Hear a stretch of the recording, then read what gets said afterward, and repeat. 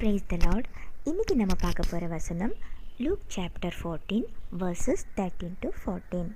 விருந்து பண்ணும்போது ஏழைகளையும் ஊனரையும் சப்பானிகளையும் குருடரையும் அழைப்பாயாக, அப்பொழுது நீ பாக்கியவனாய் இருப்பாய்.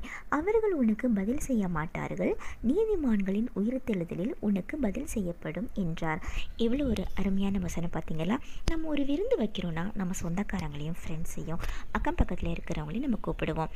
ஆனால் ஆண்டவர் சொல்கிறாரு, அவங்க எல்லாருமே உங்களுக்கு திருப்பி செய்வாங்க, ஆனால் திருப்பி செய்ய முடியாத அதிக தேவைகளோடு இருக்கிற இந்த ஏழைகளையும் ஊனரையும் சப்பானிகளையும் கூப்பிட்டு விருந்து கொடுங்கன்னு சொல்கிறாரு.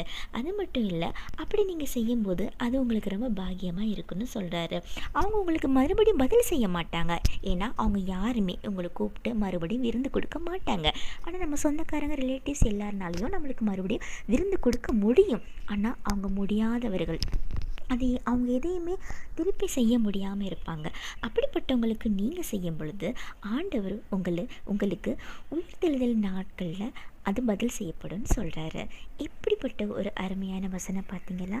கண்டிப்பாக நீங்களும் ஏழைகளுக்கு எல்லாருக்குமே கஷ்டப்படுறவங்களுக்கு உதவி செய்யுங்க. அது ரொம்ப பாக்கியமாக இருக்கும்.